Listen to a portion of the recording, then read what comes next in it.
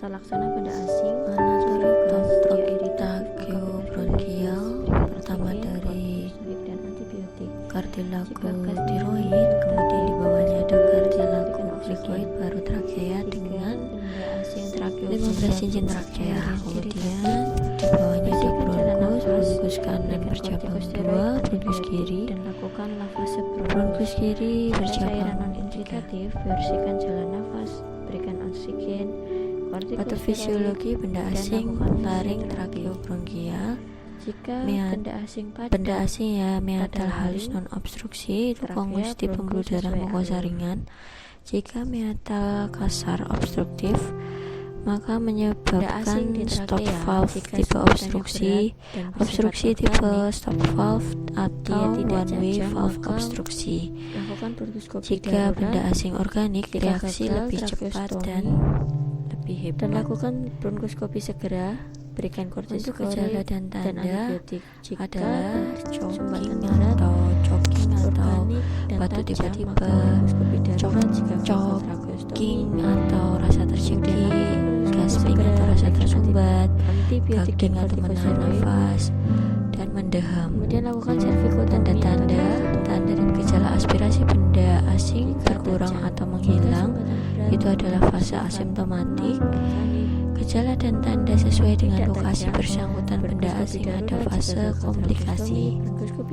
Pemeriksaan radiologi leher toraks, cervical toraks, benda asing metal, foto polos PA lateral, benda asing densitas rendah, foto teknik jaringan lunak atau soft tissue, benda asing radiolucent, foto pada akhir inspirasi dan ekspirasi, fluoroskopi dua dimensi atau biplane fluoroskopi video atau video fluoroskopi.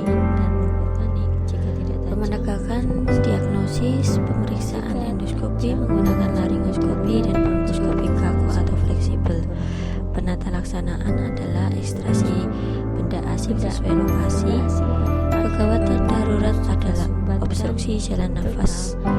Bronkoskopi tidak tajam, lihat pelajaran bronkoskopi tekniknya juga sudah disebutkan. Namun jika Perawatan pasca bronkoskopi, pasca tindakan dirawat di ruang yang tenang, memberikan waktu yang istirahat. Sampai ke Hindari pemberian sedatif. Opium merupakan kontraindikasi absolut. Lakukan suction dari penumpukan sekret yang ada.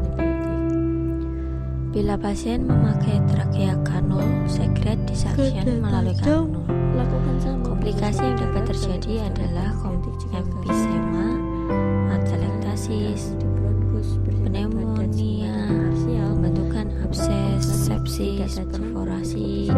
Klasifikasi benda asing endogen dan eksogen. Benda asing endogen contohnya sekret yang kental, bronkolin, darah, bekuan darah, mekonium, proses perkejuan, kusta, nana, membran difteri. Benda asing eksogen contohnya padat organik dan organik, cair, iritatif dan non iritatif, dan gas. Patofisiologi.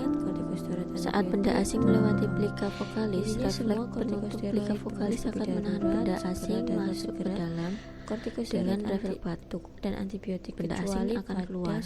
Bila pertahanan plika vokalis terlewati, benda asing akan terjepit di sphincter laring, menyebabkan penderita batuk paroksimal. Bila benda asingnya besar, dapat segera menyumbat trakea. Pada saat ini penderita bisa sesak sampai sianosis. Bila benda asing kecil seperti kacang tanah, jarum pentul, benda asing dapat masuk ke dalam bronkus atau tersangkut di karina.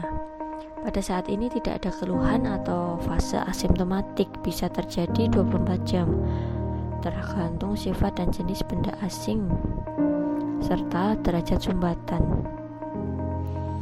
Jika benda asing bersifat higroskopik seperti kacang tanah, benda ini akan cepat melunak, mengembang, dan mengiritasi mukosa bronkus hingga terjadi edema dan radang. Bila